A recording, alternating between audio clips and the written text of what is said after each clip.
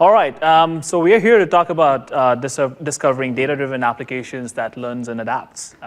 In a way, we're going to talk about intelligent applications. So quick mention there, what is an intelligent app, right? Intelligent apps learns and adapts to deliver more powerful experiences. In this era of computing, data has emerged as the most powerful asset we have. And certainly, we all want to go and figure out and build analytical insights into the data set. One of the key scenarios where we have been seeing a lot of our developers asking that question is, can I really go and add intelligence to an existing app or to a new application? And the answer is yes. And how we're going to do this, probably this is a great session to go and talk about those certain features, how we build into the application and you evolve and grow the application into a more intelligent app. The notion, though, when we talk about building intelligence into an app, if you can relate to, is a feedback loop. Okay, so there are open feedback loops, and how we close those feedback loops with certain feature sets is what this session is all about. So it's a very demo-heavy session. We're going to plot a lot of R graphs and whatnot. My name is Tara, and I'm a technical product manager with Microsoft. I've been working with Azure for the last 3.5 years, and for this last 1 year in the Azure Data Services business. And a lot of my work, these timeframes is all about building intelligent applications as such. Okay, so look at that map right there, right? How many of you go for skiing here? Good, so that's awesome. Hopefully you should be able to use this app once we finish this app building today. So if you look at that, when you're in a ski resort, that's where your app is. So you're kind of carrying the app, you are there with your phone. We want to go track your location and also kind of give you recommendations based on some of the past history and experiences. When we talk about an intelligent app, it's just not a sophisticated application. It's more about learning from the past experiences and giving you some more of an insight into the data set. For an example, in a ski resort, you may want to go and figure out what's going to be tomorrow in terms of the number of people who walk in here. How do I go and have the right amount of staff who kind of takes care of the customers who are walking in? And for a user, it's all about getting the right information. Hey, you know what? There might be some delays in probably getting into a lift as such to go to a specific zone where they can go skiing, right? So let's talk about feedback loops. The first feedback loop we're going to talk about today is about transactions.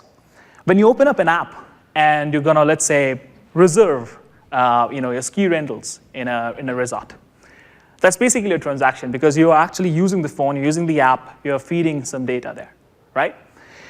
How are we going to close that loop? We're going to talk about that in a demo later. The next feedback loop is implicit events, where you have no control. You're kind of not working with the app, you're not playing with the app, but you have given an access to, let's say, an organization or to the ski rental people there that you can go and track my locations. So it's just sitting, let's say the phone or the app is sitting in your pocket. That's an implicit event, right? You're not playing with the app, but we are still able to go and locate you. And we're going to close that loop as well when we see the demo, right? And the third and very critical loop is the explicit choices. For an example, when you saw that guy right there skiing all the while, and then he wants to go and, let's say, figure out what are his choices in terms of dining outside today. Right? That's an explicit choice. So, it's all based on the past recommendations, the history, whether today he's traveling with his family and he would have gone alone to a ski resort in the past.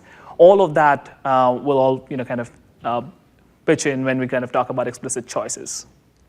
All right? So let's look at, how to add intelligence to an existing app. So we're going to quickly go through some of the slides that how we're going to build this intelligence, and then it's all about looking at the backend of the demo. So look at this. This application is currently showing you, it's a basic app. It's a great app, no doubts. When you kind of click on that app and you just go and book a rental reservation with your ski details, whether you are an intermediate skier, how long you want to go stay in the ski resort and whatnot. But what it's missing is intelligence, based on the fact. Now, let's assume this was used by the organization as I was taking an example. How do I go and predict the demands? So it's about predictive analytics, right? When you see that on the top, it says, hey, you know what? The ski rentals is high on demand. So, there's two things going to happen there. One, the organization is going to go and staff more people. And for the user, he would be like, OK, I probably need to go in early to go and collect my ski rentals. The second one is about, so that was the transactional loop, which we're talking about. The next one is about, let's say, the lift status, right? So you are kind of going to certain lifts within the ski resort. Now, this particular piece of the app, which is, again, a pretty nice looking app, tells you which are the open and the closed lifts. But what it's not telling you about is if there is an anomaly detection, like there's a lift which is kind of stuck at this stage. How long is the wait time going to be? Or give you some sort of a prediction that how soon you could get access to some of the lifts. So the next piece is how do you add intelligence? Then you kind of bring in all those time frames in terms of the wait time, and also if you see that red herring down there is the anomaly detection. Something went wrong with the lift. So it helps you identify anomalies as well, right? And the next thing here is all about the explicit choices. So the previous slide was about implicit choices you make. And here, if you see, like a basic app is going to tell you, all right, here is a recommendation where you can go and dine in, all right? But as most of you might have used, applications like Yelp and others to kind of get some insights, what an intelligent app should tell you is, hey, you know what? You can dine in here, but you can also dine in these 4 different places, okay? So what we're going to do is we're going to go and look into this whole building of the application. This application is built on Cordova platform. And there's going to be a lot of moving pieces. We're going to add in, let's say, our services to go and build predictive analytics. So before that, let's have a look into some of the architecture. So you saw some great slides. And now let's go back to the drawing board. Here's my architecture, right? Not that pretty looking, but gives you some sort of an insight. When you see on the left-hand side, we're going to prep the data first. Every time we have to go and pull in something which is more intelligent, how do we go and prep the data based on the past experiences? All the data where you might have booked a reservation for a ski resort is stored somewhere in some transactional system, right? So we kind of look at the transactional system, prep that data. And then what we do on top of that is, with the help of our services, which is now available in SQL 2016, we're going to go and prep the model and then encapsulate that on the stored procedures, which kind of can be integrated into the input of the application. But it's very important that we prep the model, we train the model, and then we kind of go and add that to the application, right? So that's what you're going to be seeing when we talk about the transactional loop and also how do we add intelligence to an application. So let's go and look at the demo, right? OK, so that's the app we have got. Andrew Davis is kind of logged on. He's pretty happy with the app. It looks good. And then let's look at quickly the rental reservation experience. Now, when he goes here, clicks on Add Reservation. And I'm not going to go through this, but I'm just telling you, 2017, 2nd of Jan. And that looks fine. So it doesn't tell you whether there's going to be high demand or whatnot. So there's Andrew Davis who's kind of booking this resort at this stage. And once we go through all the details, we kind of click on this to book the reservation. You should see a reservation like this here. So just kind of to save some time, we won't go through that process. OK, so that's the basic app. The app does quite a bit more stuff as well. Let me just give you an overview. There is rental reservations. There's lift status, if you recall. That's exactly what you saw in that slide. And then also there is dining. Plus, on top of that, we do have quite a few information about the weather, the temperature, the base depth of the snow as such. So this app kind of gives you a lot of insight, and you can take some intelligent actions based on it. OK, so what we're going to do is, this is the app which is already running, and that's the base app. Now we're going to go and add intelligence into this app. First thing, what we saw there in that architecture was we need to go prep the data. So how do we prep the data? OK, so let me give you a quick glimpse of the database system we have here. So Control-4.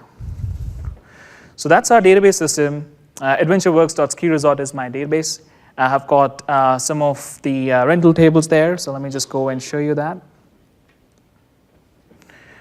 Right, so we have quite a few details being stored. Holiday, lift, model, rental. And rental table is our table where all the transactional data has been stored and past history has been stored. So let's go and look at the data set first thing first, how it looks like.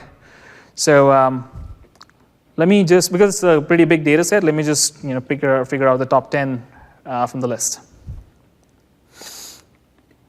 All right, and that's kind of small, so let me increase the size.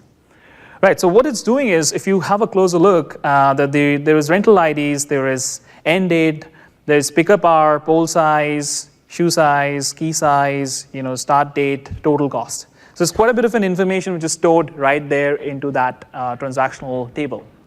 Okay, now part of the prep, one of the key things which we did was, while building this app, was to go and create a view based on the data set we have. Okay, think about this, that the rental table, because we have to go and build some analytics, think about the rental table as a fact table. Okay, and then once we go and look into the fact table, and the way we have built the view is like this. So we have added holiday as one of the dimensions, if you have to consider this to be more of an analytics table, and then weather history and all of that. And why have we done this? Because what we're doing is we're actually calling this view, and every time we call this view, it actually goes and looks at all the data from previous years and from the past experiences. So let's go and look at this view, which we have prepped here. Okay. So let me go to SQL query. This mode is a little bit tricky. So let's go and, okay, it's already there. So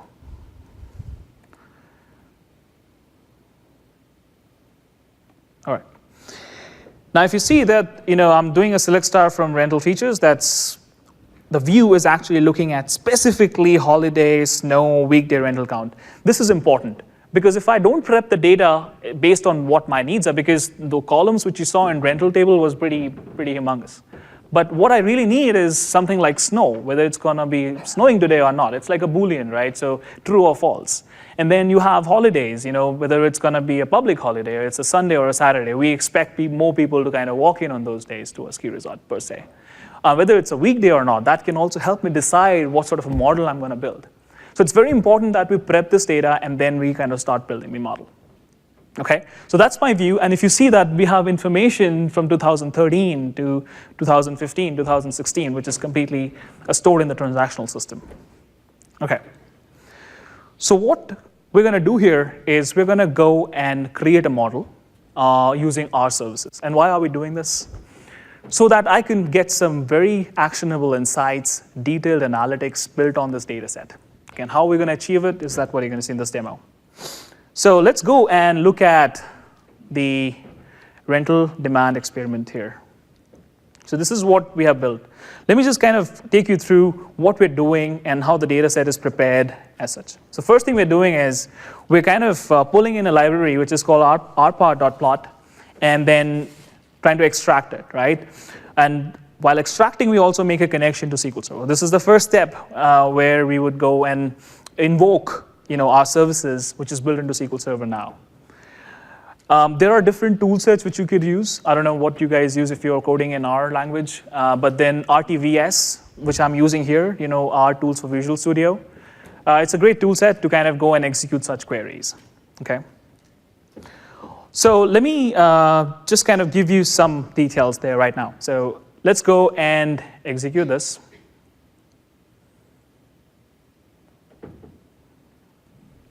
And what you would see is that the connection has now been made, and I've already called in the function rpart.plot. Okay. Let's go and run the head rentals, which will give me details about what's the data set like. So first, let's import the data to the server data. So we're going to extract all the data from that query which you saw. And if you remember, this is the same view we're talking about, right? So rental features is what we just prepped in terms of data set. Now we're going to go and run this rentals, import it to server data, and for that I'm just going to go and run this so I can use control enter. Right, so now that looks good. So if you see, we have read 454 rows and around 0.085 seconds. I'll talk about how are we even going and getting this data in real time and super fast. There is this concept of a column store index. How many of you know column store index? Okay. Just for your information, so when you store your data in a relational database system, you store the data in a row format. And each row is of 8K. Now, when you have to get some real data insights into billions of records, you may want to go and segregate your data based on column. So and the best part is I can choose my columns on a specific index I'm building, if it's a non-clustered index or whatever. The whole idea of operational analytics, which was built into SQL Server 2016, is you can have both non-clustered columns or index and in-memory together running to kind of give you real-time experiences in extracting the data layer. So when I look into this, I'll talk about and show you that non-clustered index and how it's been built. But when we query the column. So think about there is this specific SSN name for first name, last name. So rather than if your query is to go find certain SSNs, then you won't query the row. You would just query the column, and that's how column store keeps the data. It's great for batch processing, awesome for analytics. So we'll see that in a moment's time. Just want to mention that. So all of this data, what you're seeing, the quick churn of that is because of that built-in column store index we have.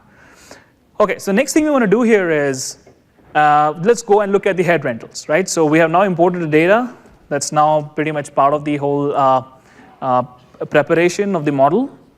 So let's go and hit Control Enter, and you would see that now I have the data set here. Now if you see on the right-hand side, I've got snow in true and false, which I was talking about, that this is a Boolean expression. And then you have holidays, which is again Boolean, so true, false there as well. And the weekdays are 1, 2, 3, 4, 5, 6, 7, right? So based on that data set, I need to go and predict this or build this model. So we're going to spend some time here building this model right now. Okay, so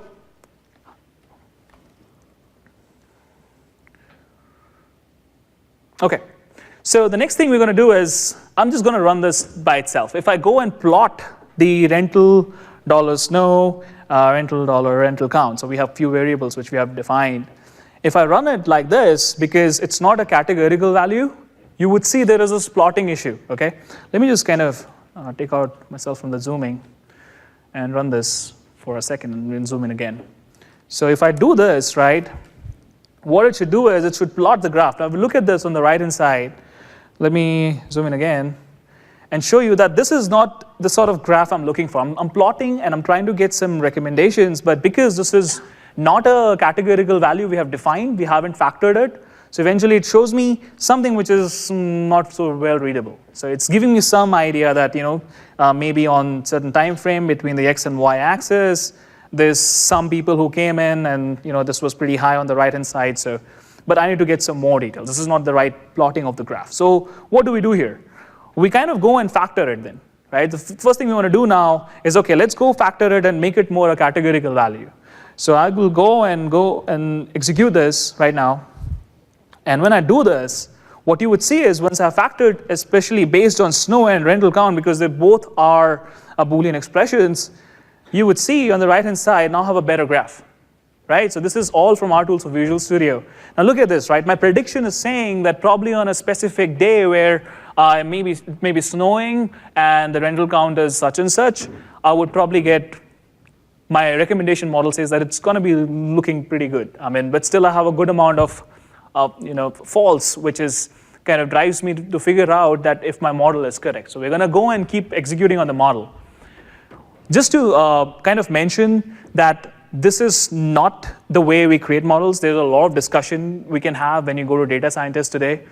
They are talking about calculus. They're talking about a lot of different models they use for prediction. But this is like a very basic model because we have a very basic data set, and that's how we could do the demo.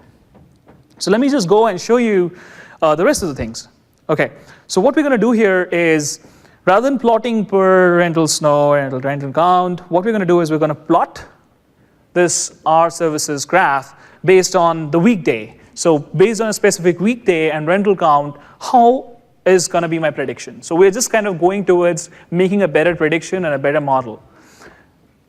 So let me go and hit Control Enter, and let's see what happens here. Oh, pretty neat, right? So I got a better idea based on the weekday. So I know that on weekends, people will go snowing. So I still have a pretty good chance of suggesting or kind of having more people to kind of cater to my customers in the ski resort, right? So if you see on the left-hand side, that's kind of Sunday, and on the right-hand side, you have Saturday. In between on weekdays, we don't have much people. So how do we go cater to the needs is what this is all about. The next one we want to highlight is how do I go and factor, based on the fact that it could be a public holiday, right? It may be a holiday as such, or people are going on a holiday season where this is like the peak. So let's go and build a factor on these guys. And I'm just I could run this all by itself, but I'm gonna run this as a model together. So I'm just gonna go Control Enter. And if you see,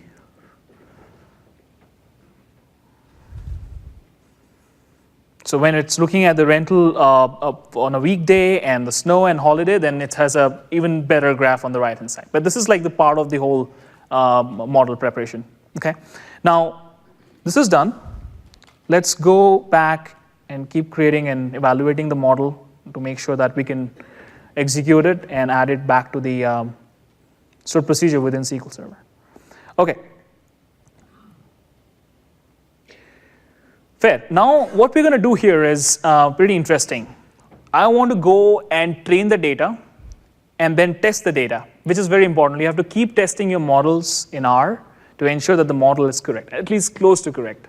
And as I was saying, right, the boosted decision tree or the predictive models, which is grained, that those are the topics for data scientists to have in terms of the discussion. So this is pretty broad. Please consider this to be more of a basic conversation on model quality. Okay, so when I go and execute this guy here, now I'm plotting based on the date, rental year, rental month, rental day, and rental count. Now see what happens on the right-hand side. So what I've predicted here is I have 2013, 2014's data. Based on that data set, I'm predicting how it's going to be in 2015 and 2016. Right? That's where we're heading with this model preparation. And if you look at this query closely, what we're going to do is we're going to train the data based on that model, which is less than 2015. So what happened in 2013 to 2014 will give me a great amount of information to train my model. So let's go and hit Control Enter. And let's see what happens here. It's pretty much the same, which is cool. And then let's go and also execute these guys. And that will be pretty much the test data, which we're going to see. And OK. That's done. And let's see if we have any output here. All good. Pretty much all the model has been built. So we've got the test data. We have also got the train data. Now it's all about putting it into a model and encapsulating it. So if you remember the architecture, preparation, the data preparation, the preparation of the model, execution of the model, and then inputting it into the application.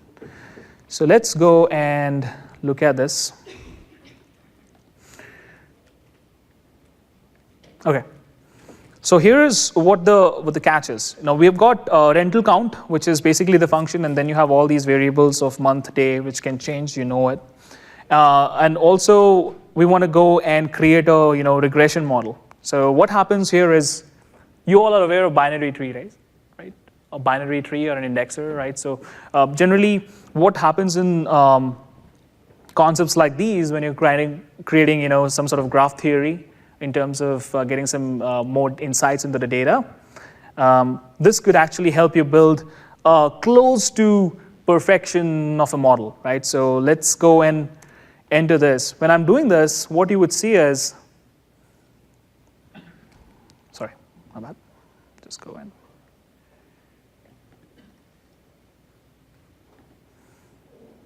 One quick second. I think did I miss anything? No, I didn't. So that's perfectly fine. We should see the data set here in a second, or I'm not hitting in Control Enter. Control Enter. Okay. Let me just go and run the prep model just for a second. Just want to be sure that we are definitely running this. Yeah. So when you now see this, and after doing all the training of the data and testing the data, now I have kind of a model which might work well for me. But still, it's not like the best model you could see. We have weekdays, certainly 2, 3, 4, 5, 6. We know those are the weekdays where we'll probably have a lot of no's. Also, the initial month greater than 2.5 is where we will see most of the people coming into the ski resort. But if you could see that if the snow is false, we have a lot of dropouts. And if there's this holiday which is false, then we don't have a lot of people coming in as well. So this is the model we want to go play with, and we pretty much want to have for this particular app right now. So let me go and do another thing, and then we'll just go and tie this model back, because we don't have to just build a model, but we also have to tie it back to the application. Now, once this is done, you need to go and create the predict model based on the test data. If you recall, that's how we use the test data, which is just right there in the top. And when I go enter this is done. And then I'm going to go and execute this guy. So when we do this, okay, now look at this. If you remember, when we ran this initially, we never had a very clear view. But if you look at this very closely, based on the test counts and my data set which I prepared, I have kind of got a very good prediction. The one in the middle is pretty much I hit the nail on the head. But again, as I said, this is like a very basic model, so I still got some of the things which are not apt enough. And we got some of them just above 0 or just below 0, so we weren't able to get true and false. And that's why you need to keep training the model to have a perfect model built for analytics. Okay, so what we're going to do is, now this is all kind of done. So we're going to go and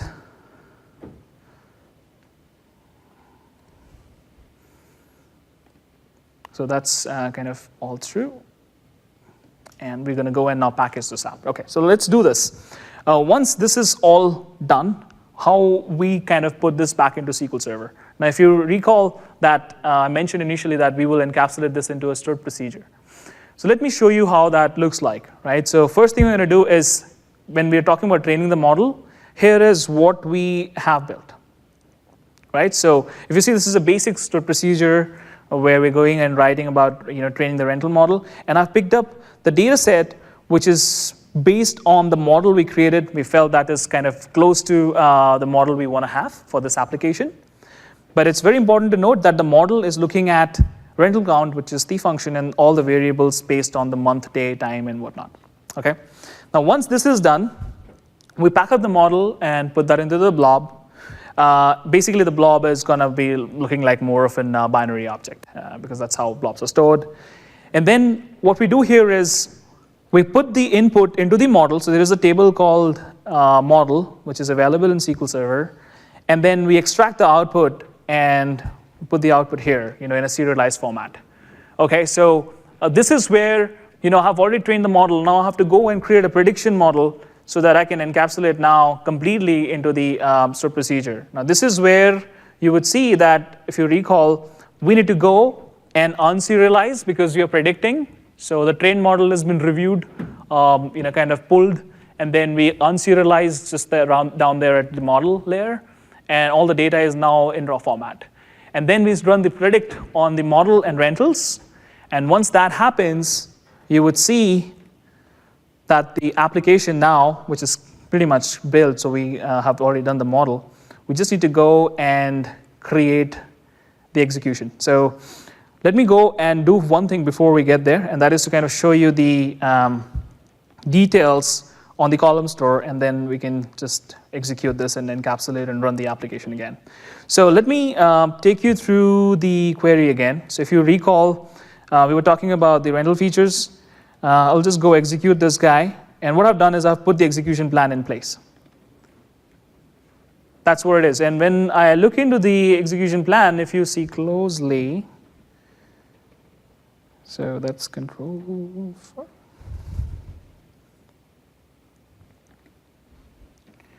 If you see, it's a column store index scan, and if you closely have a look at that, the actual execution mode is batch, and that's how you can look at past experiences, histories, which is stored in SQL Server in a very quick fashion and get the data out, right?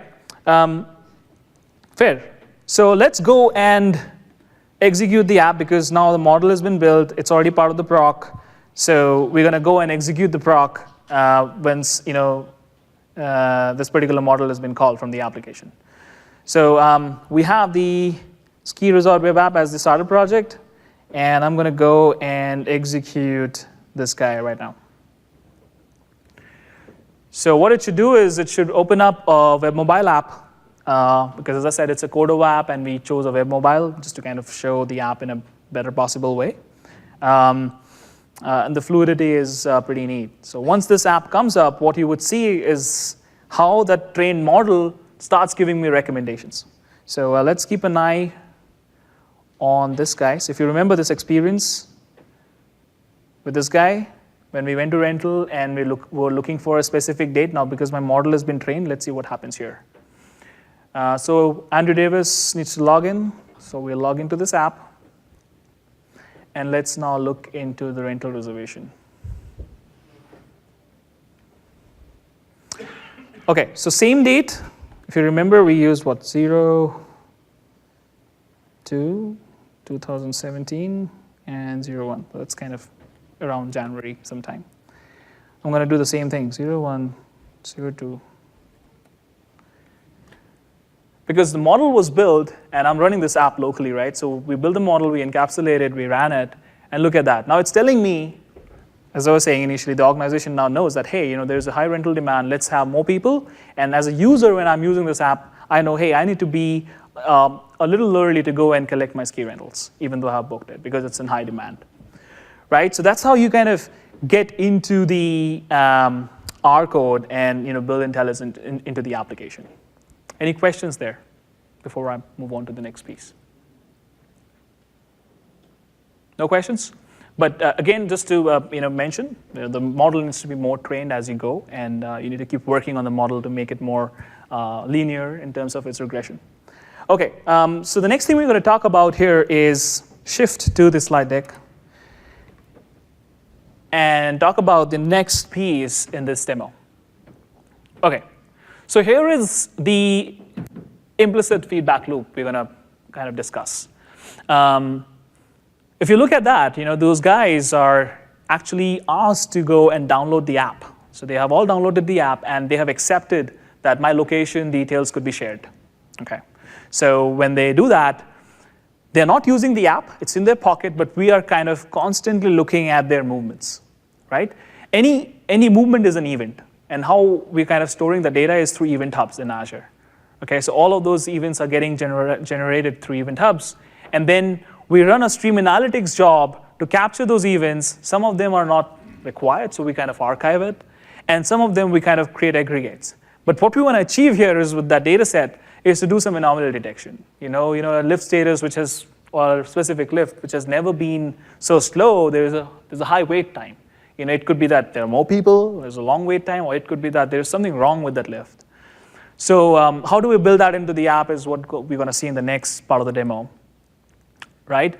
But this is kind of the way most of the application or resorts or organizations are working today. There's a lot of data which is coming from sensors and device locations. And this is like a key scenario where we pretty much get in, and we need to build in some recommendation APIs or machine learning models and whatnot. OK, so I'm going to go and just switch back to this app and probably just stop the debugging for a moment.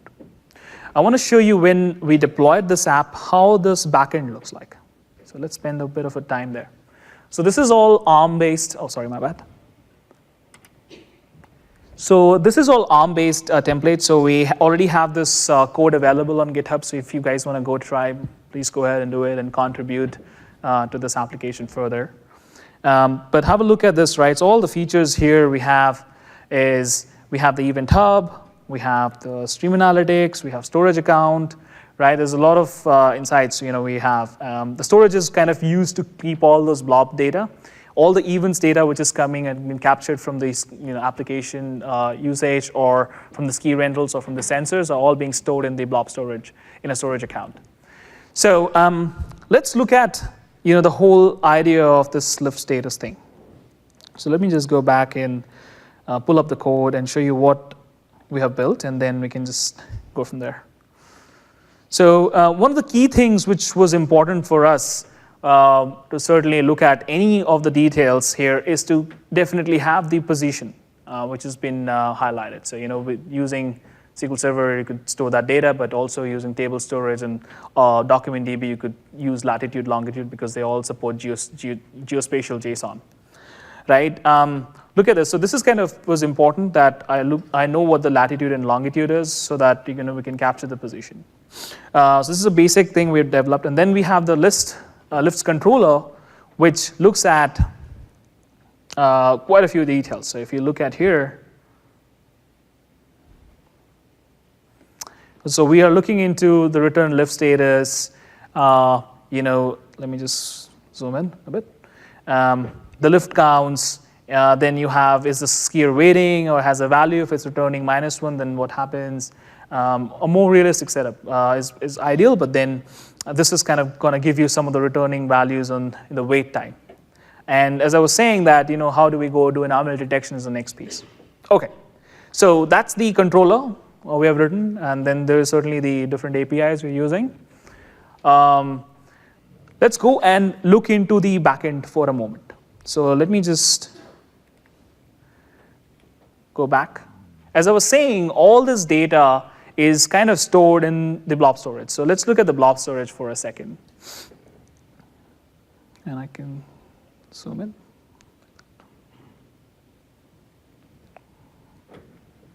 Okay, so this is the hub who's reading the data coming from the devices and the location services, and then all of that is being stored here in the blobs.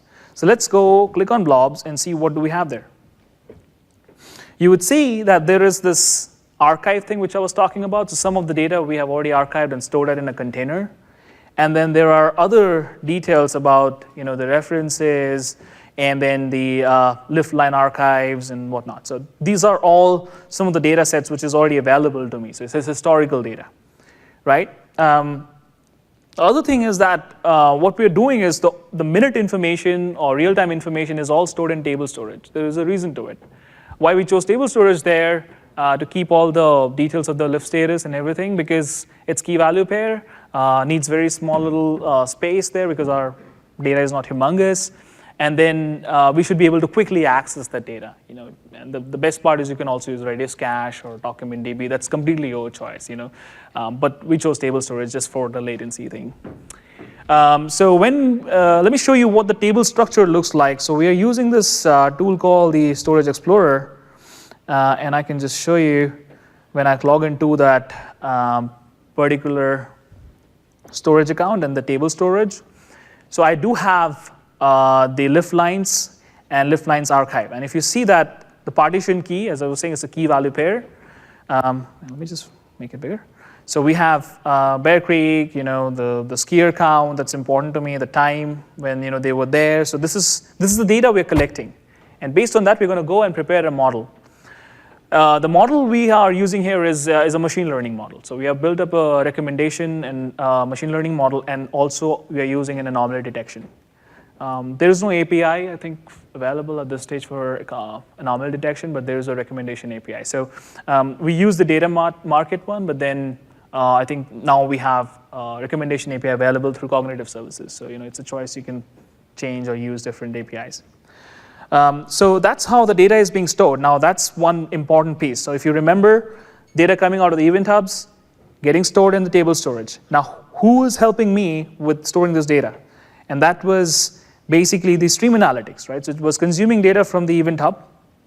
And if I go to this stream analytics right now here, oops, close some of this, just a second. Okay.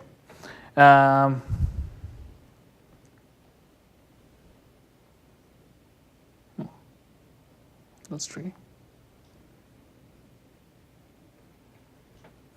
Anyways, so when I'm here and I can now look at the stream analytics data, and then you would understand that how the data actually was modeled and then kept into the table storage. So look at this. This is a stream analytics thing. When I click on this guy, I have several inputs and I have few outputs.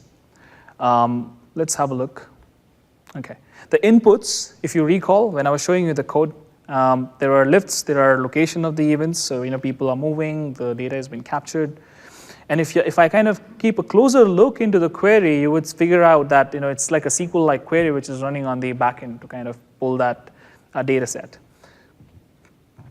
It's pretty simple. When I look into this, what I'm doing is I'm like selecting into the archive, which you recall is a specific table from location events. And this is the query you would run against a table storage as such. Okay, so you're selecting into archive from location events, and that's how the data is now ready for model preparation. Okay, the other piece is when we talk about anomaly detection, this is where we put the logic. We say, okay, based on the location events, their latitudes and longitudes, let's have a tumbling window. If there is a longer wait time, let's go figure out what's going wrong with that lift status, right?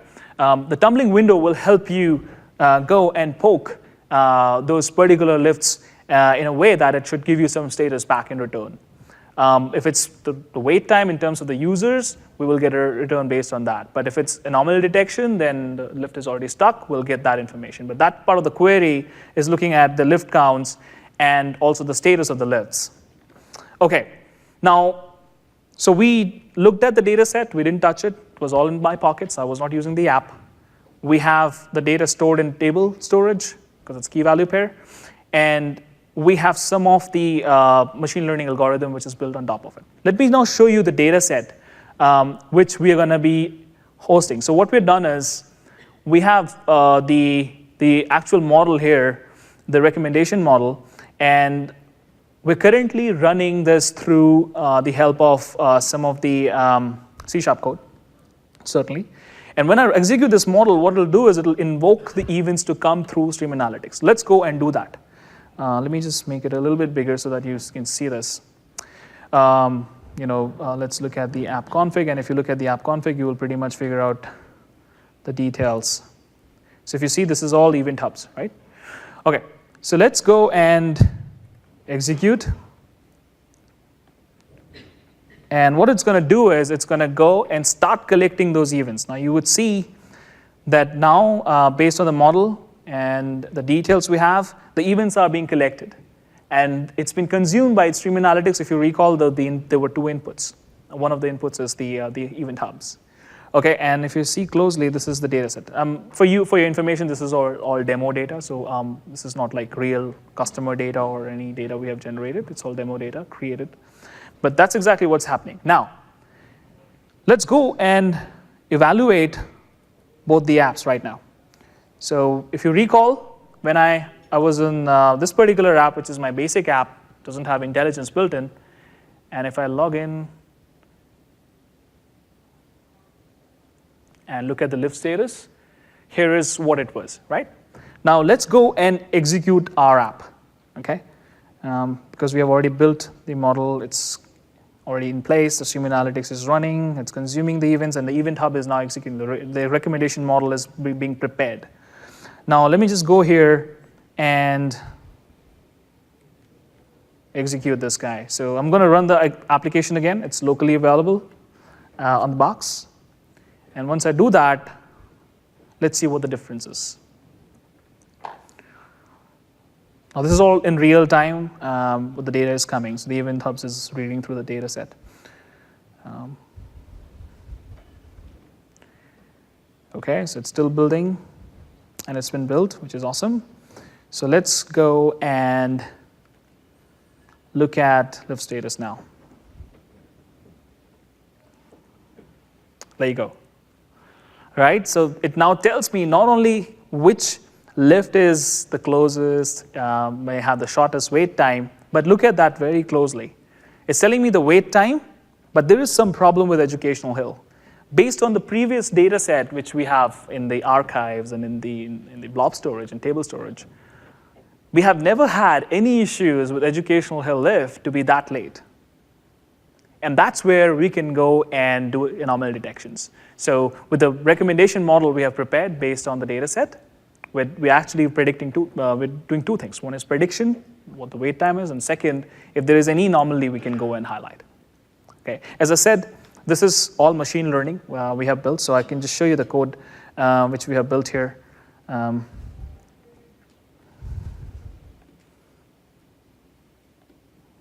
So So let me just go here and show you that.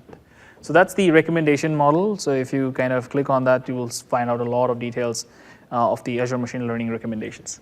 And then it has all the details of the user keys and how we kind of go and execute the model against some of the lift status, and we will see the dining experiences and whatnot. The best part is that machine learning can be executed or used against any data source, so it helps you in creating those recommendation model pretty well, right? So any questions there? Is it clear so far what we're trying to do? Okay. So that's how we build intelligence for something where you don't have any user interaction with the app. You know, it's all pretty much sitting in your pocket. Okay. The next thing we want to talk about is the architecture for restaurants. Okay, it's kind of important that we also look at the explicit feedback loop. So let's have a look at that. So just a quick recap before we get there. So just to mention the extended events, then the stream analytics or the event hubs, the stream analytics, the aggregations and anomaly detection with the lift status, plus the predictions on the wait time. This is the final loop, all right? This loop is all about the explicit choices you make, all right? So if you see here, people have already done reservations. We're keeping some history of their previous dining experiences in a history.txt file or CSV file and whatnot, all right? Then that data is further trained with the help of machine learning. And what we're doing is we are introducing something called as Azure Search on top of the computed recommendations. So here what we're going to do is we're going to look into the reservation categories, then look into the model, and then look into some of the aspects of how we compute that recommendation using Azure Search. Okay, so again, a quick experience on the app. How does the app look like today? All right, so let's go and see the app.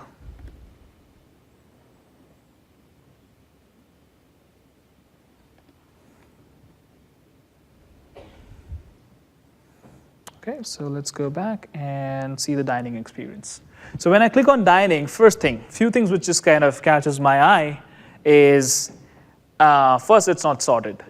And second, it doesn't have facets, great suggesters. I don't know how far it is, whether it's family friendly, it is kind of, but then for me, it doesn't look like it's very helpful to me. Okay, that's fine. Even if I have to go search for that information, fair enough.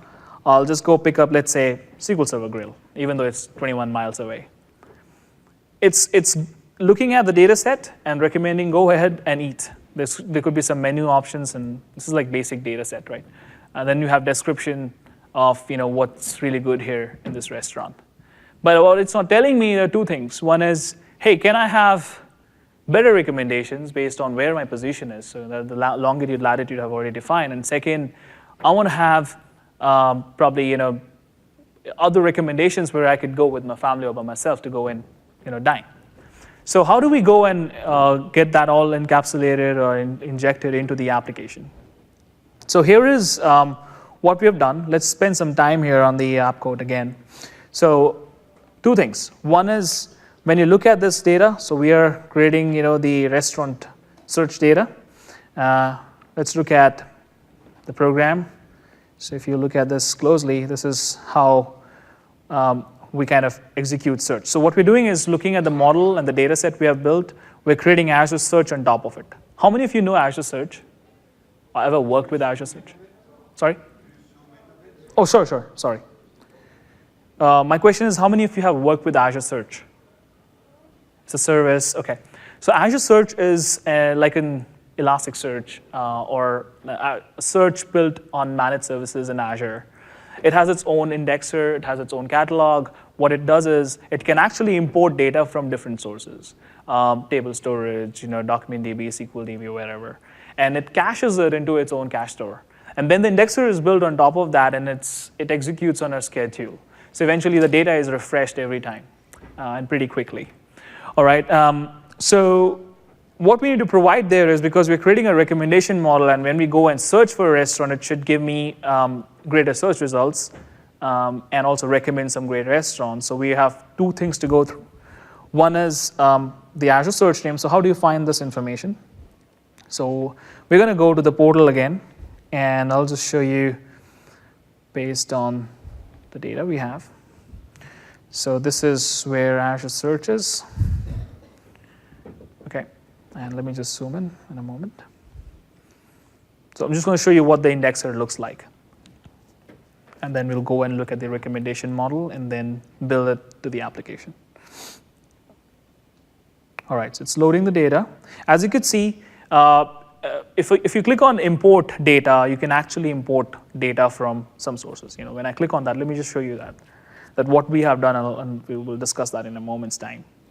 So you can connect to your data source, right? And there's also index customized target index. You can just go and make your index the way you want that to behave. Best part about search is that it supports more than 56 natural language processing different language support.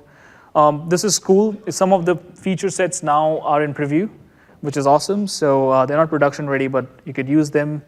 And that's how we used the data from table storage pulled into the Azure search. And then you have different options, as I said, right? SQL Server in Azure VMs, Document DB, blob storage, table storage. Okay, once you import the data and you build the indexer, this is how the indexer looks like. So when you click on the indexer, and the indexer is built on the restaurant, so eventually that's what's going to pop up when we go and make a search on the restaurant tab. Okay, now there are quite a few things you can add in it, and you can also kind of add scoring profiles. Scoring profiles will help you with boosting the location details. As in, if you are in some location in the ski resort, the scoring profile will help you find the nearest restaurant. For that, you need to build the scoring profile, and we have some good coding examples for those. Let me just show you some of the other aspects here. So when I click on the add edit fields, I just want to show you how we have built the indexer, right? So look at this. So there are quite a few things here. There's basic data, there is analyzer, and then there is suggester, right? So when we have basic data, we have made it retrievable, filterable, sortable. You can add facets. Facets is just like filtering. If you go to, let's say, a good example is a retail website, and you on the left-hand side, you kind of choose, okay, I need, let's say, you have to buy a bike. This is my range. You kind of select the range. It should be black. It should be a mountain bike. So as soon as you start clicking those checkboxes, it's basically facets, and that comes from Azure Search. And then we have the analyzer. There are different analyzers we build. There are custom analyzers as well, like phonetics, or the ones which are already built into the system. You can expose Azure Search to REST APIs, and you also have the Azure Search references, which is available through Microsoft's SDK. So looking at the analyzer, what we have done is we have picked restaurant ID, address, and description, and name of the restaurant. That's searchable, but you can actually make any of the other fields searchable based on your interest. So this is completely customizable. And suggesters is basically like IntelliSense. You start typing in, let's say, SQL or grill or whatever. It starts giving you all the details about what the restaurant name could be. And based on the recommendations we have and the scoring profiles, it's pretty powerful. And any app is kind of not complete without good search. Like you guys are all using probably the Microsoft Ignite app. I don't know if they have used search, but you kind of maybe looking at some of the SQL sessions or .NET sessions, and you're searching for it.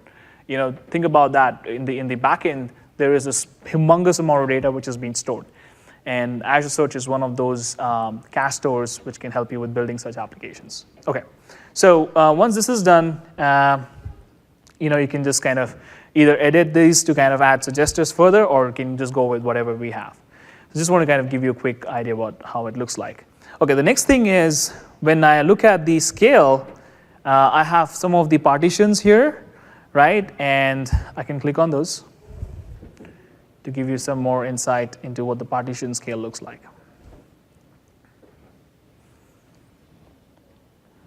Right. With search, you can get up to 99.9% availability. You can have replicas, so you can just kind of move this bar based on the search tier you're using. So if I'm using free, I may not be able to get so many replicas or partitions. But then you can have a standard tier and tier above that to kind of use your search. I think it's free, basic, and standard, which you have available in search. OK, so that's the search part. Let me just go back to the code here again and show you what this controller looks like. Right? So the restaurant controller, when I look into it, so there are a few things, right, which we need to go highlight right now. So based on the get nearby async, so we know this is important because we are looking at the latitude, longitude, so it does support geospatial. And then the next thing we want to do is look at what the search config is looking like. So that will invoke the search configuration for Azure Search. Anyway, so once this is all been taken care of, the next thing we want to do is look at the recommendation model. So we go back to data generation, and we come to Solution Explorer. And here, what we're going to do is we're going to look at the recommendation. So all of these are the recommendation models. Maybe I should just show you the recommendation.c# file. And look at this. So you would see a lot of entry from history.txt and rest of the other places. And then it also tells you whether the model build was successful or not. But this is all machine learning. This is certainly not R, as we saw last time. And we're not going to probably go and create the model. It's already been kind of created just to ensure that it all works fine. It takes some time because this all needs to be regression tested. So, all right. Once this is kind of done, you have a look at the rest of the summary, which is all about what you need to include, what the metadata looks like, and whatnot. So it's basically that. And then there are some string joins, which you kind of do on model ID, and if there is any extract errors, which you need to kind of call out. But this is like more internals into the whole recommendation engine. All right, so this is completely built in. And let me just show you the last piece of the code here, which is on the restaurant search. And then we're good to go and execute this as well. Have a look at this closely. So when you look at the program.cs for Azure Search, how are we tying this all model together into Azure Search? So let me just do this. So there is this get build status where the Azure ML recommendations.build status is canceled, error, or the success. The build has completed, and the model is ready. So as I said, this is all integrated into the Azure Search program on the C# file. OK, let me just see if I could show you the data set, which is kind of stored here. So some of the data is right here. So you could see that we have history.txt, restaurant.txt. We have used text files, and it's a choice. You could have it in CSV or JSON format, whatever. And this data is stored in table storage again. Okay. Now, once we have integrated search recommendation models, we have prepped the data, the idea is now to go and execute. Now, this has already been prepped just to save some time because it takes a longer time to go and finish the whole part of the demo. So let me go back here, and let's look into the app again. So, OK, let me stop this because we just have ensured this is all fine. Restaurant controller looks great. From a web app perspective, do we have anything else? The app settings should already have that information. And the Azure Search sample data is here in index.json. So that's going to give you all the details, right? I mean, the analyzers, if you recall, we were talking about what if you have to say something like, hey, best Ethiopian restaurant or best American restaurant around the corner. If you say those words, there could be phonetic search, which could be used as an analyzer. There's also some of the text analyzers we use now with search. There's Lewis, and there's a lot more, which is completely integrated into search. Now, here is some of the details of the JSON file, how it's been built, just for your information. whether it's family friendly or not, searchable or not, filterable or not, all of that is integrated into the index.json. Okay, so now let's go and execute the app. And let's see what happens when we have all of this in place. So if you recall the dining experience here, certainly not sorted. And then let's see. It does give me all of this detail, which is good, but then certainly not in the best way possible, and also doesn't give me any recommendations. So there are two aspects to it. Now let me go back and look at this guy. This is up. And now once we go to dining, voila, it's interesting because it tells me two things. One is it's also very friendly because it takes my name and says, hey, Andrew, just go to this location or this restaurant, which is very closer to your location. It's family friendly, yes, because probably Andrew is traveling with family, depending on the data set. It's 0.07 miles, very close to where we are. And let's see, so if we go and write, it does look out for, so this is the suggester thing from Azure Search, and that's how we were building this part of the app. But the best part is, okay, let's now look into or take a deeper dive into this restaurant itself. Now, if you recall, based on the history.txt file, restaurant.txt file, and all the models we built around it, the recommendation model, now I have a few more recommendations right there on the screen. So it just not tells me which restaurant is good, but also tells me, hey, based on your choices, based on your past experiences and history, you could also use Mobile App Grill, Azure Brewpub, or Batch Restaurant. These are like some of the restaurants' names we used. That kind of finishes the explicit feedback loop. So we closed 3 loops. Transactional loop when we added R. We closed the implicit loop when we added machine learning for the lift status and did anomaly detection. We closed the explicit loop by adding machine learning search to kind of create a greater experience with the application. Okay. The next thing we quickly just want to touch upon is, what were today's ingredients and what we really want to achieve in this session, or we wanted to achieve in this session. So 2 things. Today we used those as the ingredients, right? So if we saw for storing data, we had SQL Server with R, we had Azure Blob Storage. For collecting events, we use Event Hubs, the lift status thing. For learning and adapting with the app, we used machine learning and stream analytics. For improving the experience, we had Azure Search and our tools for Visual Studio. But that doesn't end here. You could have used different services to build the same app, right? So you could have used Data Lake, you could have used Redis Cache, or SD Insight, or an Azure App Service. It's just your choice which you make, right? With different data services to build modern and intelligent applications. Given the fact that it's kind of towards the end of the day, the session, we just want to quickly wrap up here. So some of the things we saw, forecasting was all about demand, revenue, and growth. This is very, very important for an organization to have.